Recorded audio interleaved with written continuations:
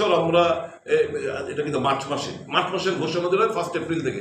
তো finance commission যেহেতু আমরা কমিটেড করিনি, আমাদের আগামী দিনগুলোতে এটা কিন্তু কর্মচারী এবং পেনশনারদের জন্য একটা খুব নেগেটিভ ইম্প্যাক্ট থাকবে এই টাকা অ্যাওয়ার্ড করার ক্ষেত্রে। তার জন্য এই জিনিসগুলো আমরা বললাম। তো এখন এটাকে যদি ভুল ব্যাখ্যা কেউ ওদের কথা আমাদের মুখে বসানোর চেষ্টা করে, আমাদের কিছু বলার নেই।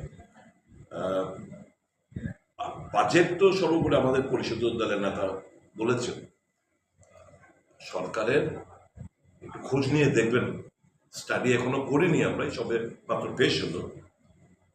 ঋণে জর্জরিত প্রত্যেকটি লোক, ত্রিপুরার জনগণ ঋণে জর্জরিত।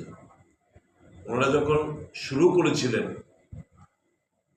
উদ্বৃত্ত বাজেট ছিল, তারপর যতটা বছর গেছে ফার্স্ট বাজেট আমাদের উদ্বৃত্ত বাজেট ছিল, পরবর্তী সময় যতগুলো বাজেট পেশ করলে সব ঘাটতি বাজেট।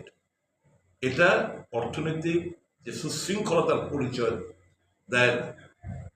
আমরা সঠিকভাবে যে খরচা করতে পারছি না, এক্সপেন্ডিচার করতে পারছি না, জনস্বার্থে যে আমরা খরচা করতে পারছি না, এটা রিফ্লেকশন।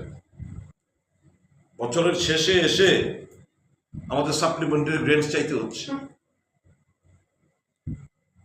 আর কটা দিন বাদে নতুন অর্থ বছর শুরু হবে।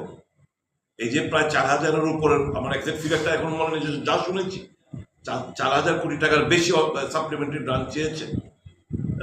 খরচাটা কোথায় হবে? তো